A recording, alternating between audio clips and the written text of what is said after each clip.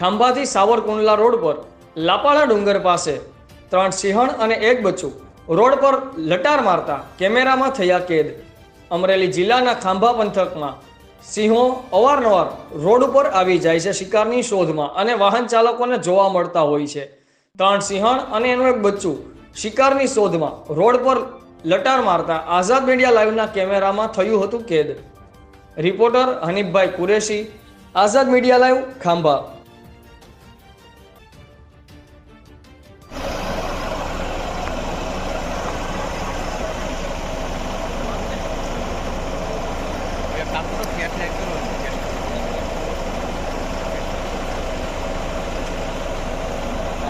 જાઓ ધીમે ધીમે